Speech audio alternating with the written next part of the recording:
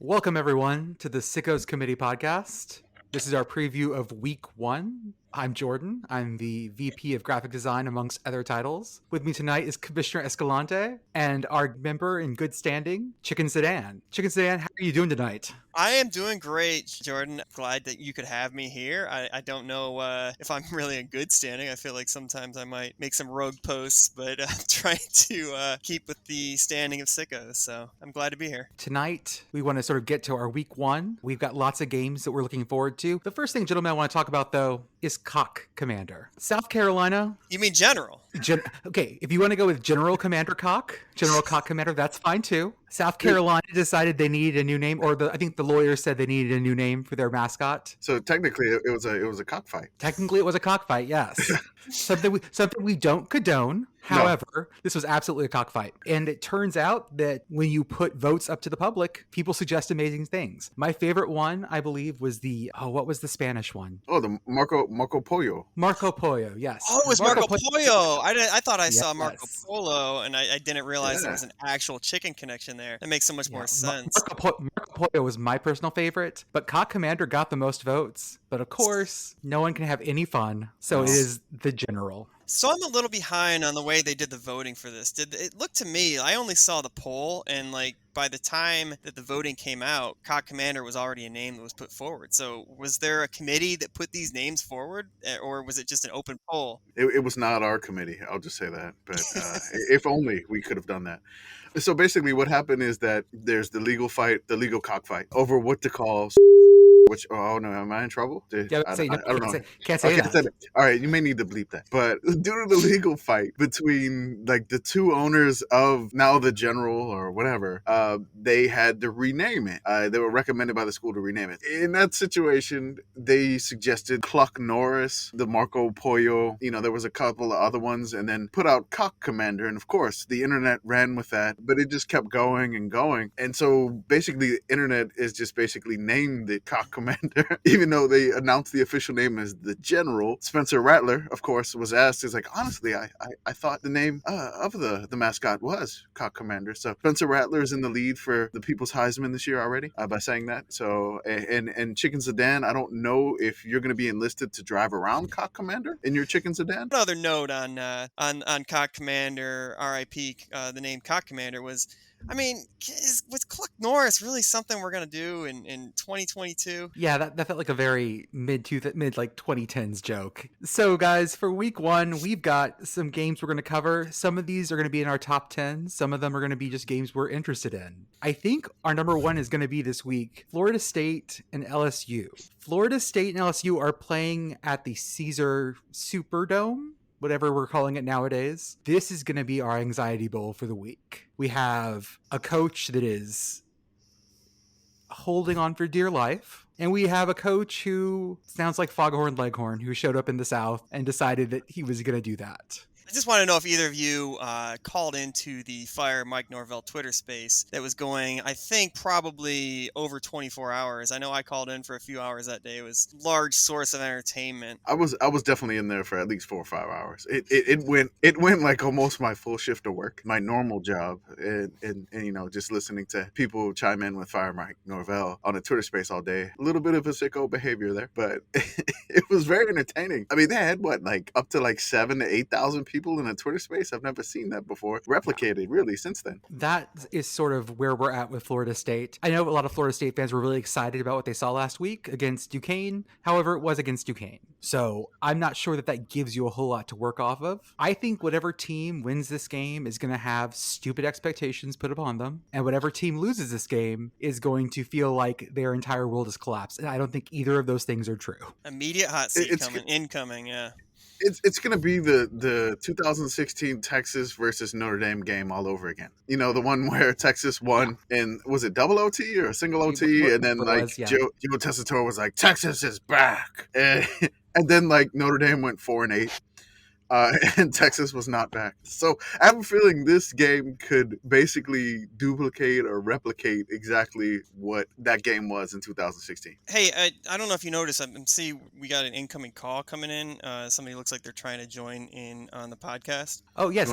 Let's see who that is. Oh, hello, boys. This here, Brian Kelly. I hear you talking about the Battle of the Bayou. We got them boys from Tallahassee coming in. We're showing some southern hospitality, showing them how we're going to treat them like family down here. But, you know, we like the family that we have sit on the side to sit at the kiddie table. They ain't going to hang with us. What do you all think about this game? Coach, I have a couple questions. Who did your vocal work? Because that's beautiful. I mean, I was raised several generations down here on the bayou. You know, my grandpappy, he taught me how to fish for crawdads. He taught me how to get catfish. He taught me how to stay away from gators. Now I have to look where Brian Kelly is actually from. I Brian, think he's from Boston. you're from Massachusetts.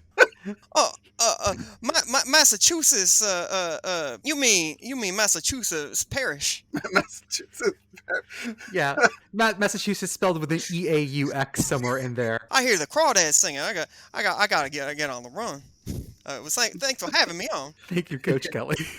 But I'll save that for I later. think he's really bought in. I don't know. It sounds like he really thinks he's from there. You know, I'm pretty sure that it's gonna be like Joe Burrow. Whereas if Brian Kelly can win down there, they will spell his name with extra letters, and they will give him a jersey, and they will make him official. I'm just trying to figure out where they put the EAUX right now. Oh, in Brian Kelly, what's his middle name? Hold up. I don't know. Call Brian him Bayou Keith. Kelly. He's Brian Keith Kelly. That's no. So he's BKK. He's BKK. And the more I read about him, the more I'm just like, holy Jesus, this guy. It's just weird. I mean, I grew up in New Orleans and went to so many different LSU games. You got me talking in the accent now, ChickenSedan. You got me. You brought it out of me. You're like, blaming me for it. I don't know if just me being here made Brian Kelly call. I don't know. I don't know. Brian Kelly called. I thought it was a spam call, but Bobby Boucher almost came out. But my mama said that'll get us an almond because they got all them teeth and no toothbrush. But no, the Brian Kelly thing is very weird. It's very strange. He's going by Coach BK, so we can make a graphic with like Brian Kelly as the Burger King. That's really good. That's gonna happen. I don't know if it's done already. I think some of our followers have already done that. Anything else about that game? Nothing I can think of. It's basically just going to be a complete anxiety fest, and we're going to have expectations. It's going to be weird. I hope we get another like FSU angry dad camera shot in the stands. You know, from that Ole Miss game, the FSU dad, angry, upset. You know, from my notes, it looks like this is the only game between two preseason ranked Sickos teams. So, if nothing else, that's got to shoot up the list if you're concerned. Because the loser of this game is gonna have a lot of questions. They're going to be going into their conference schedule having that one marquee game they were hoping to win, and now all of a sudden they're knocked down a peg, and everybody's going to hate their coach. And it's the only game on Sunday night. That's it. Oh, this is the Sunday night game. You're right. Yep, only game on. These early season games, the timing is so weird. We got Thursday, Friday, Sunday, Monday night even. That's not something else. Okay, well, next one up we have is Illinois and Indiana. This is such a Big Ten game. This is basically when you talk about like the gooey, gross middle of the Big Ten, eating like just 4 bowls of mashed potatoes. That's what this game is. With an extra helping of puns. so Indiana was like 26th, by the way. So like they were just outside of the top 25. Okay, so they were real close. Indiana was that team that just disappointed last year. They were pushing 9 Indiana the year before, and then all of a sudden they came in they ranked 17 at the beginning of last season, something like that, and it's completely fell off the table. Indiana does have a very special thing they're looking for this season. They are chasing 700 losses, which would make them the first FBS team to do that. Indiana, if you can't win big, we suggest you lose big so we can have the celebration. Illinois came in the preseason ranked number 19 in our Sickos rankings, and I think there's a good argument to be made based on last year's performance for them to be quite a bit higher than that. They started the season week 0 against Nebraska with the immediate safety to begin the season, beat Nebraska, retreated into their shells for the rest of the season, and then somehow emerged glorious like a beautiful butterfly in the most wondrous game of the year. To a 9 OT game. Well, we're never going to forget that one. No. I think I hit the tweet limit because I just kept tweeting like Penn State didn't score, Illinois didn't score, and Twitter was like, you've already tweeted that. Well, yeah. I was like, I did it like 5 times in a row, so Twitter was smart. They've done it a whole lot. You're right. Warning, most posters don't tweet like this. Those posters don't like this tweet. You want to hide this from everybody? Do you feel shame? You should. Why are you watching this If game? you read the article first, instead of asking, would you like to read the article first? Would you please don't watch this game before tweeting this. Content warning. Content warning. This is for sickos only, and for people who don't really need to talk to their families. Because trying to talk to your loved one and be like, honey, this is amazing. Look at this great game. It's going on 9 overtimes. Have they done much? No, not at all. That's the whole point. It's like it's like watching something in stasis. It's beautiful. Well, also coming up, we've got Temple and Duke. Why? I think it's Temple at Duke, I believe. Or they're in Philly. Because if they're in the link, that's like there's going to be nobody there, really. I'm going to type in Temple football schedule, and I promise I'm the only person to ever do that. It's at Duke. It's at Duke, okay. It's at Duke. So it's a weird Friday night game along with the Illinois and Indiana. So we get these two back to back on Friday.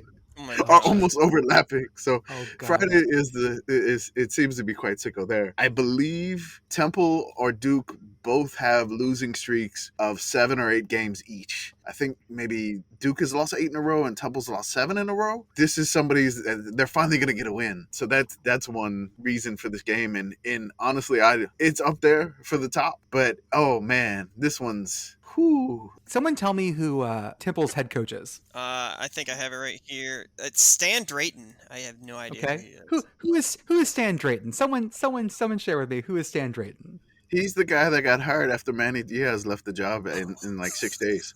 Not true. No, Not he got- true. That's another new one? this year. Yeah. He's new? Oh, dude. He was Okay. the former assistant head coach, running backs, and I don't know what RGC is for Texas last year. Running game You guys need to go look up the Wikipedia article real fast of Rod Carey, the Temple coach before this guy, and look at his Wikipedia picture because it is amazing. Oh my god.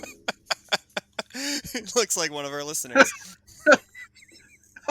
Oh, He might no. call in soon. He apparently was Northern Illinois' head coach for like 6 years as well. Sure. Okay. He was the MAC coach of the year in 2013. All right. Okay. He's well, there you go. currently the quality control coordinator at Indiana. So there's a connection to Indiana and Illinois. There we go. There we go. We got it. Oh God. Full circle. And as you said, as you said, Duke has a new head coach too, and that is Elko from A&M, right? Mike Elko? yes, it is. It is Elko. Okay. So they made a very good hire, and we hope Temple made a good hire too, even though we were just learning about who that is. That sort of describes everyone's investment in Temple football for the most part. I'm sorry, Temple fans. I know we got a few that follow us, but I didn't know that off the top of my head. I apologize. I didn't even know Temple had a You missed football team. you missed the whole coach in there. How dare you be in the Sickos committee and you don't even know our coach? You don't even know. Well, those are some of our Friday night games. We're gonna back up one more day, and we have on Thursday we have lots of Pitt fans, we have lots of West Virginia fans, and the Backyard Brawl is back. Man, it's Backyard great. Brawl is back. I mean, last time they played was at 2011. So, there's like a generation of kids or college kids that have never seen this madness between Pitt and West Virginia. It's 11 years ago. So, you'd have to be like 7 the last time if you're like a fresh college student at 18 to see this. This game is always insane. I think the other day in the Discord, I typed in 13-9, and then like a Pitt fan got paged like the Batman signal. They're like, "Oh, somebody said 13-9." It was like they come running like, "Oh, 13-9." Oh, This game has been played 104 times. The first one was back in 1895, which West Virginia won 8-0. That's not even. I'm fact, predicting the score for point. that one. I'm looking at the old games, and man, there were a lot of zeros. For a while, basically, Pitt was blinking West Virginia for like the first 30 years or so. In 1900, But yeah. the score was 6-5 West Virginia, and we had West Virginia 6-5. coach Dr. John E. Hill versus Pitt coach Dr. M. Roy Jackson. So Pitt in West Virginia had 2 doctors coaching the team. We got okay. Sure. So, and It I'm sure they were doctors of something fun, because I'm pretty sure they weren't medical doctors. Oh, they'll have something to hear you. Oh yeah, well yeah. I mean, Snake venom and moonshine does cure some things, yes. The last time the Backyard Brawl was played, West Virginia won 21-20, and that was in 2011. That was at the sort of the dying gasps of the Big East, and since then it has been dormant. The interesting thing about going into this game is that Coach Pat Narduzzi has spoken out, Pitt coach Pat Narduzzi, and has said not to drink too much. I really don't think they're going to manage that, guys. Has No. anybody been tracking furniture sales in Morgantown the last week? Anybody stocking up on couches in anticipation? Just go to the local dump in Morgantown. Throw out your couches. Someone suggested that we set up shop outside whatever we're calling Hinesfield Acupuncture Stadium and basically just sell couches out of the back of our truck. So people have something to burn after the game no matter what. Get a Just so U-Haul full of couches. Just show up. Yep. You know, Here you go, Yins. Just burn them. Yep, here we go. Hey, Yins, we got couches for you right here. So on paper, this is a game that Pitt should come away handily, right? We all know that's not going to happen. No, this is the classic, like, throw the records out when these two teams meet. Let's see. I'm actually curious what the line is on this game. I think Pitt's favored by 4 or 5 or something, I think, maybe. I see Pitt by Pitt. So West Virginia, like 7.5 or plus 7.5. That sort of feels about right. But then again, Pitt is without their golden boy who has gone off to the NFL. So who knows? I think Pitt could be a giant steaming crater this year. I don't know. The funny thing about this is West Virginia starting a USC transfer from Southern California, and Pitt is also starting a USC transfer at quarterback. That's right. Because Keaton Slovis. That's Yes. right. He transferred. Yep. So 2 former USC quarterbacks that were on the same team now are in this blood feud in the Backyard Brawl. This should be great. So this is canonically a Big Ten game, then. Basically, yes. This is both a Pac-12 After Dark and a Big Ten game. And Pitt's already got UCLA colors, so I'm gonna piss off both franchises with that. Oh my God. Be careful, those shades are super important. I'm glad you called yourself ChickenSedan here, because if they knew your real name, they're coming for you. Moving on from the Backyard Brawl, we're going to go to Boone, and we're going to see App State host North Carolina. This is Mac Brown versus Mac Brown. North Carolina, good God, don't go to Boone. Jordan, explain this Mac Brown connection for those listeners that might not. So the Mac Brown tour de force in his career, besides apparently playing running back at Vanderbilt, which we learned about last week, he also was head coach for a year at App State and was a former and current UNC head coach. So yeah, this is going to be a Mac Brown versus Mac Brown masterpiece. I assume that if App State starts winning, he'll just walk to the other side, grab a different hoodie. Hey boys, I'm coming back to coach App State. It'll be wonderful. If that happens, whose hand does he shake and steal their essence of at the end of the game? Mac Brown can only steal Mac Brown's energy. It will be this perfect circle. Perpetual energy is not possible except if you're Mac Brown shaking Mac Brown's hand. So Mac Brown's looper is going to be coaching the game? Yeah, yes, absolutely right. And at the end, Mac Brown will close the loop. He will close the loop and resume his hair from 1986. It is such good hair. Again, we will post this picture. Yeah, Mac we're going to post hair this picture. it looks like Lego hair. It does look like Lego, man. Absolutely does. Great. So, in my limited research that I did trying to figure some things out before coming on this podcast, I looked up the possibility of teams winning at Boone, because it seems like I've heard a lot of things about it being a tough place to play. It's kind of a rowdy atmosphere. App State fans are known for being a lot of fun and very loud. But it turns out I think they've had 2 or 3 matchups since they've been an FBS school against P5 teams, and they have not beaten a single one. We had a loss to Miami in 2016 where they got beat 45-10. I have no idea how good that Miami team was. And then 2017, they just barely lost to Wake Forest 19-20. But if we go the other route, they have in their last matchup defeated North Carolina in 2019. I also noticed that they played several other Carolina teams, basically all the other teams from Carolina. Charlotte, South Carolina, Coastal. I guess they avoided East Carolina. There's no other teams in the Carolinas, so I mean, I think we give them the championship by default over East Carolina. that year, I mean, 2019. there is Clemson, but No. That's Clemson my is research South. notes that didn't turn up at all. Dabo's mad at you now. yeah. See, again, glad we He's went gonna with use Susan. that.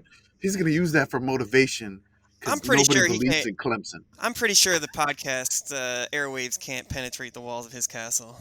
So we'll go on to Western Kentucky traveling to the islands to play Hawaii at 11 p.m. Central, midnight Eastern. Which app is this on? The Team One Sports app. If you'd like to sponsor the podcast, we'd happy to be your sponsor for the Team One Sports app because that app is as quality as this podcast. Does Big Red Apparently, travel with the team? I hope so. He flies the plane. Do you think he's gonna go there and just ingest a bunch of volcanic rocks and come home and just curse the rest of the lower 48 as if things could get worse? He's the hilltopper, so he's going to eat the top of the volcanoes, I'm pretty sure. That's what you do. Or is he gonna And he become was the top of the volcanoes?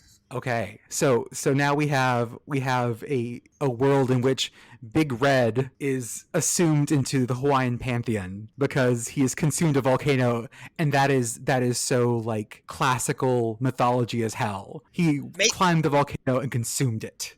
Maybe he's Wait, returning so- home. Maybe he was birthed by a volcano and blasted the top of the hill off, and there goes Big Red. He could have been because this is the first meeting between Western Kentucky and Hawaii. So it's Big Red's return home. At the start of the world, there was nothing but Big Red.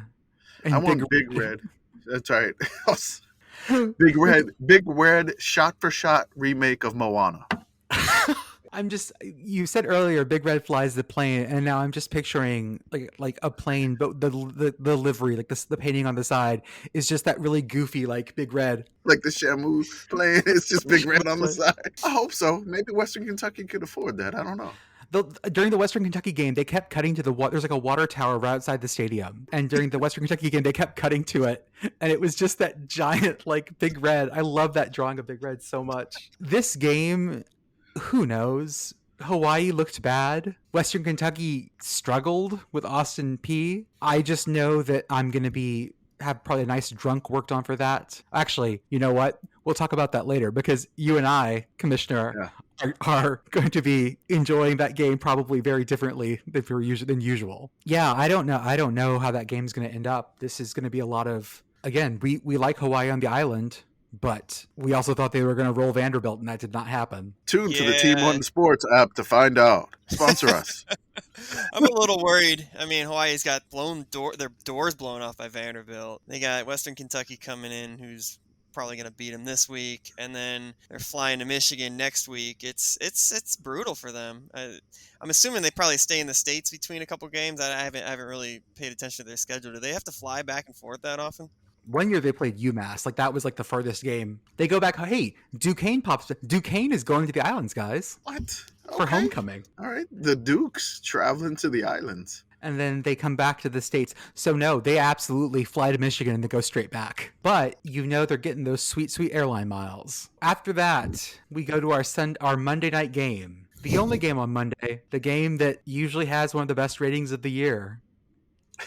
And it's going to be Clemson and Georgia Tech at Mercedes-Benz Stadium in Atlanta. Everyone's going to be watching at least for a little while. Georgia Tech is finding themselves. You ever have we all had those couple years in our lives when we went out and we tried to figure out who we were, changed our haircut, got new clothes, found a new religion, whatever you do, joined a cult, whatever you want to do. And Georgia Tech is finding that. They're looking out for themselves and going, hey, I want to be something different. Clemson is not going to listen to them nicely and go, hey, I'm glad you're looking for that. They're just going to beat them. I will say this last year, that Clemson did have to make a defensive stand to defeat Georgia Tech last year. Clemson won 14-8. So that was a really ugly game in the rain. And I mean, Georgia Tech could have won that, but they just couldn't get it done at the end.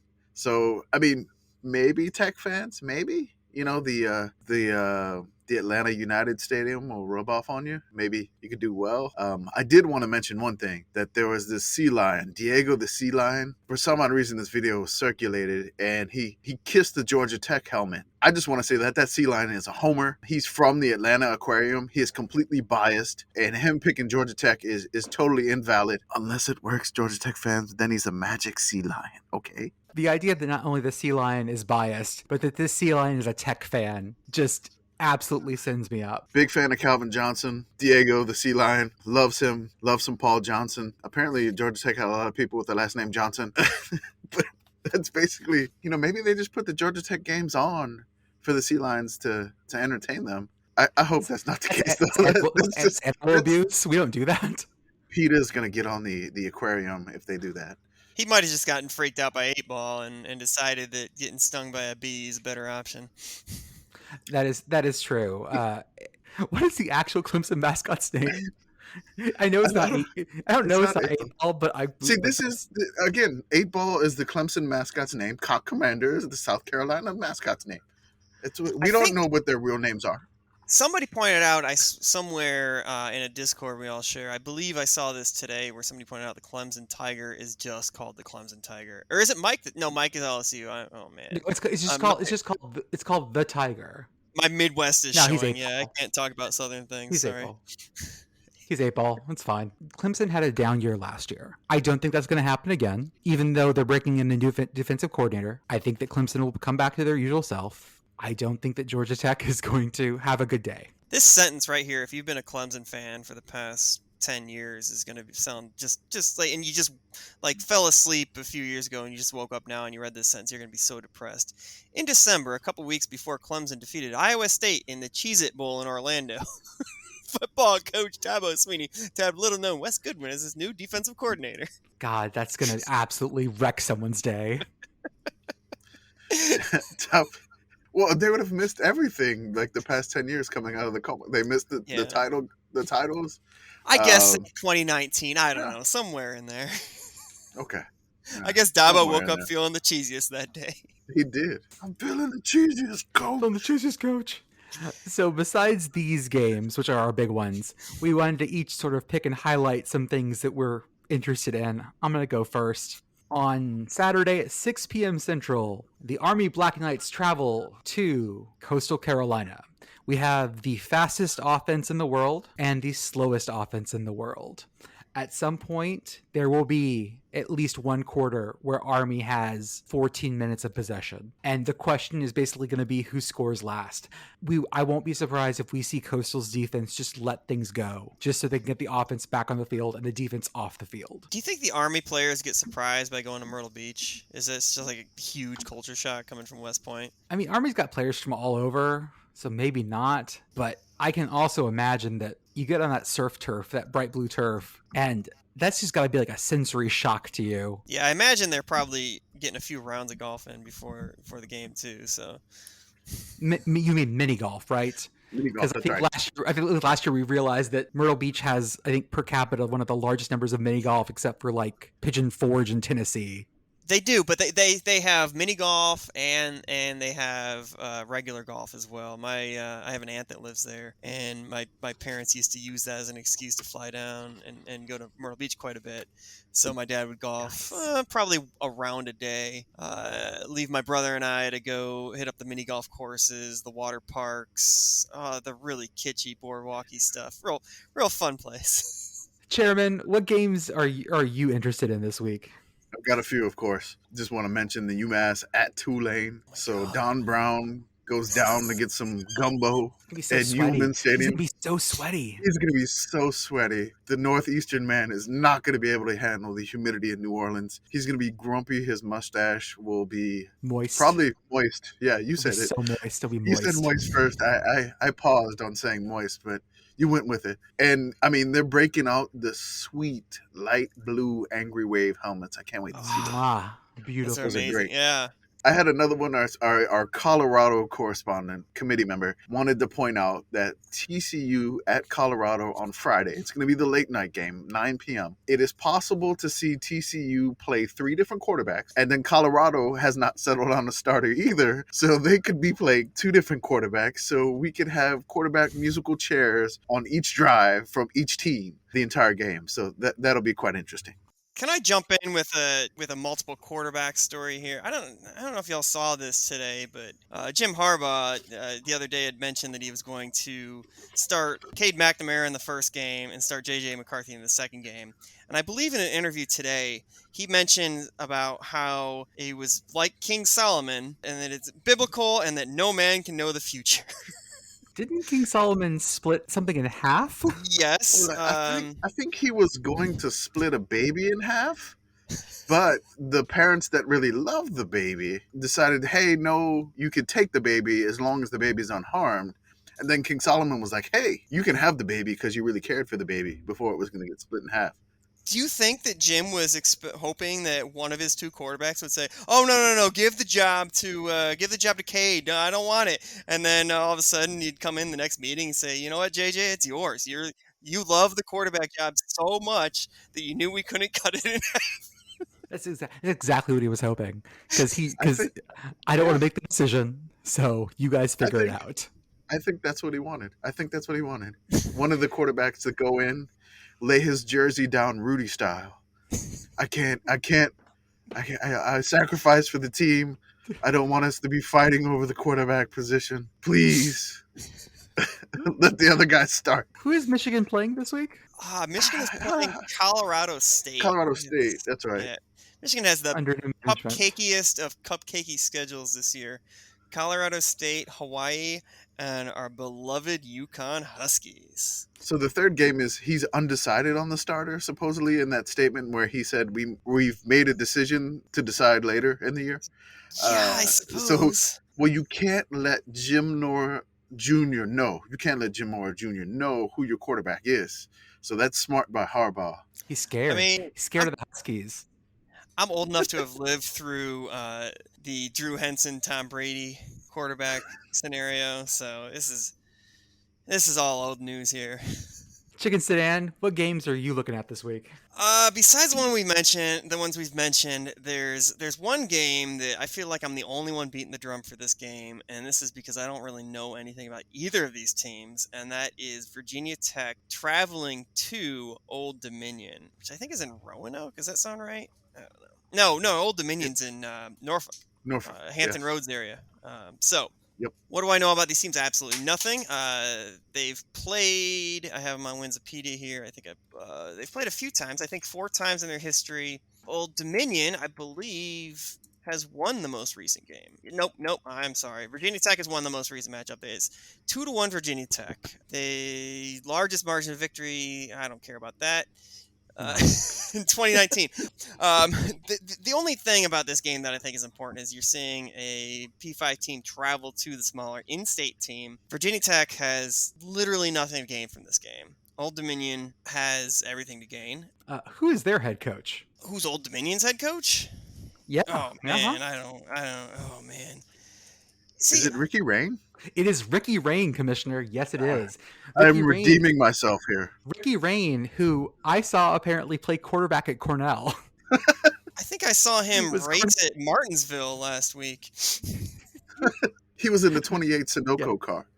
So Ricky Rain, besides being Old Dominion's head coach, was also quarterback at Cornell from 99 to 2001. No, it was just before my time, so I did not see him play quarterback. He was also a Kansas State GA and a Vanderbilt quarterback coach, and was Penn State's offensive coordinator before he got the Old Dominion job. Well, I don't know. The more you know. Yeah, I'm just going with straight vibes. I saw the line on this game is Virginia Tech -7.5, so nobody else agrees with me, but they are going to travel to to Old Dominion, and like I said, the only former Old Dominion alumni I can think of is Justin Verlander. Commish, any other games that you're watching? So everybody's NC State has gotten a lot of hype in the beginning of the year. The NC State possible playoff team, dark horse candidate. Oh my God! Why would you say that to them? And then they're starting the year at East Carolina. In-state rivalry. East Carolina is known to pull off something occasionally. So, and it's at East Carolina. It's that sleepy noon game where NC State may not be fully awake. NC State pulls an NC State, derails the hype train immediately. I can see that happening. So I think they'll do better if they lose that game. It's the old like Wazoo thing of yeah, lose the first game very badly, be embarrassed, and then win the next 10. 10 in a row, and then claim that you got left out the playoff, and Yes. they'll hold this loss against you Mhm. the entire time. All right, at least it's non-conference. The overall At least. record between North Carolina State and ECU is 18-13. North Carolina State. It seems like. I mean, I guess I'm assuming North Carolina State has that sort of record against most teams. Yeah, I bet you if you looked up their record against almost every team, it would be about 50, about 500. That feels right. One more I wanted to mention Mhm. was Louisiana Tech at Missouri. This one's interesting. It's the Thursday night game. We want to shout out Coach Eli Drinkwitz for telling students to skip class on Friday because we ain't come to play school. Also, as an old man, I think maybe about my junior year or sophomore year, I learned this to never schedule Friday classes. If that is a possibility, please, just if you can avoid the Friday classes, enjoy your thirsty Thursday, and then just sleep till like 2 in the afternoon on Friday and enjoy yourself. Enjoy college. One year I actually scheduled only Monday, Wednesday, Friday classes. So I had Tuesdays and Thursdays off. So we'd go to a bar that I'm definitely not going to name because that was probably my freshman or sophomore year. And we'd go there on Wednesday nights and do karaoke, and I never had to worry about waking up Thursday. Anything you can do to get a whole day off. Yeah, I agree with you. I didn't realize Eli Drinkowitz was also App State's head coach For like a year. for a year. Yeah. Yeah. That was the year that they won the Carolina championship in 2019, I believe. It was in 2019, yeah, and they won the New Orleans Bowl as Sun Belt Conference champs. So that was and then he got the Missouri job based on that. Again, guys, you're right. Kamish is right. Don't have Friday classes. Avoid that. I think we have an update from our previous podcast where our friend Pete mentioned a possibility of Pat Fitzgerald wearing a crystal helmet after winning the Aer Lingus Ireland Bowl, I guess we can call it that, the Ireland Classic, because it came with like a crystal ball trophy and then apparently a crystal ball helmet. So we did tweet it out, I believe, whenever this drops, maybe 1 or 2 days from now. We did tweet it out a few days ago. Him wearing this giant crystal helmet with like a sterling silver face mask. It's like a Waterford crystal. I mean, he looks so happy though, man. He looks really happy. Because he got a trophy. Because he got a trophy. He looks like Juggernaut went on Queer Eye. I don't know who thought that was a good idea. It was a great idea.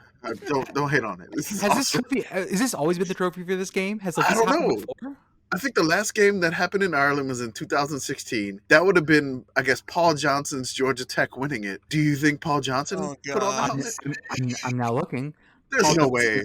Paul Johnson still a football helmet. Paul Johnson would have put on like a stream of obscenities before he'd put on that helmet, I think. He would have smashed I just see pictures of Paul Johnson playing like golf. No, I don't think so. I don't think he put.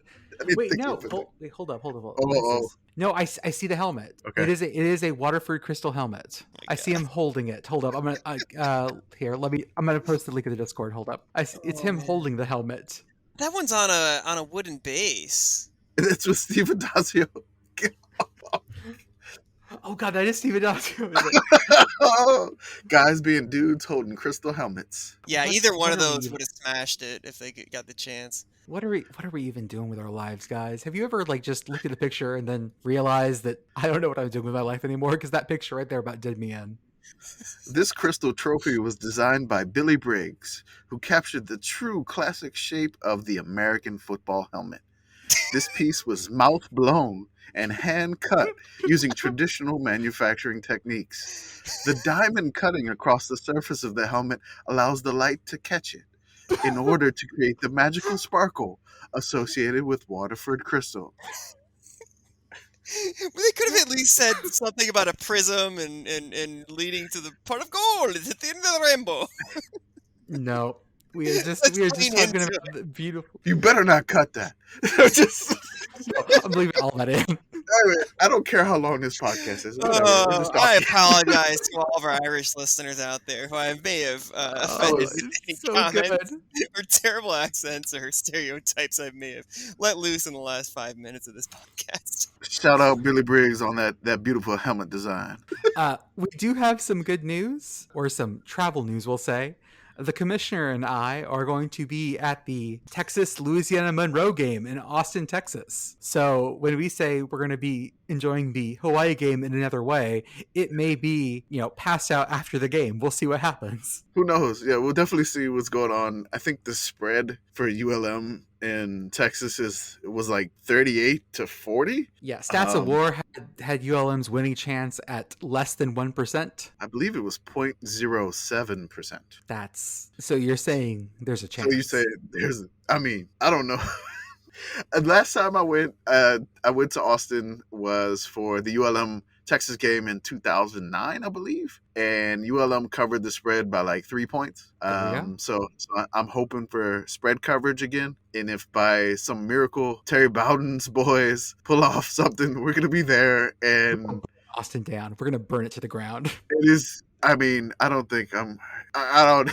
I have this ridiculous Realtree camouflage ULM Warhawk jersey in my closet. I have never worn it outside. I can't remember when I bought this thing, and you guys are trying to talk me into wearing this jersey. You have to wear the jersey. You have to wear it. All right.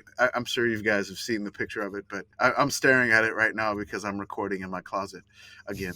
But yeah, if I can pull that off, I have a couple of hats. I don't know if it fits me anymore, but I'll give it a shot if I can wear it. If you guys are listening to this and you see an idiot in a ULM Warhawk camouflage Realtree jersey at Darrell K. Royal Memorial Field in Austin this weekend, come say hi, and we'd be happy to meet you, because absolutely this is going to be a ridiculous time. We don't expect much, but it's going to be fun to be out and watching games again. Absolutely. ChickenSedan, you also have something listed as a Sickos curiosity beyond college football that you wanted to talk about. Yeah, so I know this podcast is mostly focused on college football, or the Sickos committee, and most of our tweets are about college football, but we often focus on some of the lighter side of other sports, or humanity as it is, so I figured I'd add another thing to the conversation. And I'm going to drop this link in the Discord for you two to see. You might watch this. I don't know if it has sound to it. You can watch this while I'm talking about it. This is what I think it is. I may have seen this already. So you may have seen this. There's a clip going around the last week of one of my new favorite professional wrestler of all time. It's a man who wrestles in, it looks like the Inspire AD wrestling circuit. No, I think it's in Texas, actually. He goes by the stage name of Luigi Primo, and his Twitter handle is @BestPizzaChef. This is a man who goes in the ring. He's kind of a scrawny guy with a healthy Mario or Wario or Waluigi style mustache. Goes in there spinning a pizza pie around, distracting his opponent. Every time his opponent gets him in a grip, he spins the pizza, flips it on him, tosses it to him, flips it under his leg, and it's just a delight. So if anybody's listening and you get the chance, check out this guy. He's @BestPizzaChef on Twitter. You can watch some of his clips there. He does some interviews. I guess he's got a YouTube channel where he does some promos. It's just an absolute delight. I'm not sure if we focus on our Twitter or not, but just check him out. That's really all I have for this segment here. He looks absolutely amazing. I love this. This guy's like he's like 5'10", $160. Yeah, he's great. Based in Austin. Now I'm gonna have to figure out like where he's wrestling, because I'm gonna have to go see this. Yeah, if we're in Austin and the pizza guy's there wrestling, maybe we can do a double dip of the ULM Texas and the pizza guy. And the pizza guy. Well, guys, I think that's all we've got for tonight. I hope everyone enjoyed whatever this was, and that you guys have a great week one. Week one always is going to have a whole bunch of games, so you'll see what we're following. As always, if you find something funny or find something weird, feel free to add us at Sickos Committee, because you guys are better at catching this stuff than a lot of times that we are. and we love finding the weirdest stuff from all levels of college football. We've just got a whole bunch of folks who are big into NAIA football, which, if you don't know, NAIA is sort of the, I don't want to say it's like below D3, but it's sort of the next level down. And there's just lots of fun stuff down there. So whatever you find, high school, college, weird football stuff, weird sports stuff, you know where to send it. Gentlemen, anything else you want to say? Really, nothing else, but I just want to wish everybody a happy yes. Haha, yes. And thank y'all for listening. I appreciate it. Yeah, thanks for having me on. Hopefully, I didn't sour my reputation, and maybe I'll get another invite someday. And we will see you guys after week 1 is over. Thank you.